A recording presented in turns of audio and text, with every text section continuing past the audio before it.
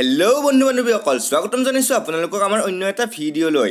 আজি আমি অসমৰ লগতে ভাৰততো বিখ্যাত অম্বুবাচী মেলাৰ বিষয়ে আলোচনা কৰিম।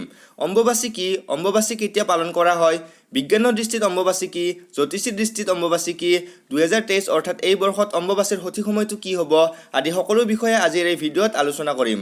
গতিকে ভিডিঅ'টো অসমবাসী ৰাইজৰ বাবে যথেষ্ট হেল্পফুল হ'বলৈ গৈ আছে। গতিকে ভিডিঅ'টো স্কিপ নকৰাকৈ শেষলৈ চাই থাকিব।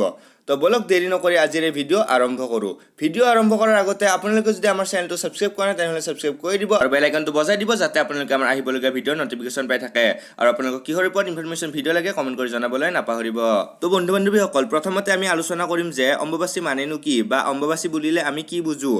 আমি সকলোৱে জানো যে আই বসুমতী বা আই ধৰতী বছৰকৈ এবাৰ ৰাজথলী হয়। সেই ৰাজথলী হোৱা সময়খিনিকে আমি সকলোৱে অম্বুবাচী বুলি মানো বা অম্বুবাচীৰ সময়কাল বুলি কোৱা হয়।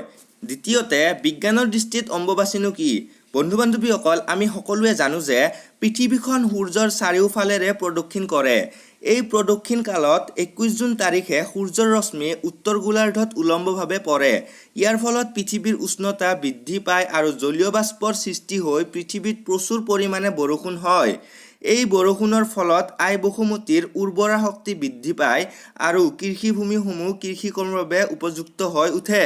তৃতীয়তে, জ্যোতিষীৰ দৃষ্টিত অম্বুবাচী হ'ল আহাৰ মাহত যেতিয়া ৰবি গ্ৰহ আইদান সূত্ৰৰ প্ৰথম চৰণত প্ৰৱেশ কৰে তেতিয়া অম্বুবাচী আৰম্ভ হয় আৰু ৰবি গ্ৰহ আইদান সূত্ৰৰ পৰা যেতিয়া প্ৰস্থান কৰে তেতিয়া অম্বুবাচী সমাপ্ত হয় বুলি আমি অতীতৰ পৰাই মানি আহিছোঁ। এই সময়খিনি বা এই পৰম্পৰাকে অম্বুবাচী বুলি কোৱা হয়। এইবেলি অৰ্থাৎ 2023 বৰ্ষত অম্বুবাচীৰ সঠিক সময়টো হৈছে 22 জুন 6 আহাৰ বৃহস্পতিবাৰে নিশা 2:30 অম্বুবাচী আৰম্ভ হ'ব আৰু অম্বুবাচী সমাপ্ত হ'ব 26 জুন 10 আহাৰ সোমবাৰে দিনৰ 2:58। এই অম্বুবাচীৰ সময়ছোৱাত হাল বোৱা, গছ কটা, মাটি কটা, গছ ৰোৱা, ধাৰ্মিক গ্ৰন্থসমূহ পঢ়া, মন্দিৰ নামঘৰত প্ৰৱেশ কৰা, মন্দিৰ নামঘৰত চাকি বন্তি জ্বলোৱা আদি কাম কাৰ্যৰ পৰা আমি বিৰত থাকিব লাগে।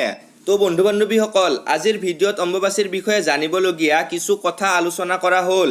আশা কৰোঁ আজিৰ ভিডিঅ'টো নিশ্চয় আপোনাৰ কামত আহিছে আৰু আপোনাৰ বন্ধু বান্ধৱীৰ সৈতে ভিডিঅ'টো শ্বেয়াৰ কৰিব আৰু মোৰ চেনেলটো ছাবস্ক্ৰাইব কৰিব আৰু বেল আইকনটো বজাই দিব যাতে আপোনালোকে আমাৰ আহিবলগীয়া ভিডিঅ'ৰ নটিফিকেশ্যন পাই থাকে। ভিডিঅ'টো শেষলৈ চোৱাৰ বাবে আৰু মোক মৰম ভাল পোৱা দিয়াৰ বাবে ধন্যবাদ।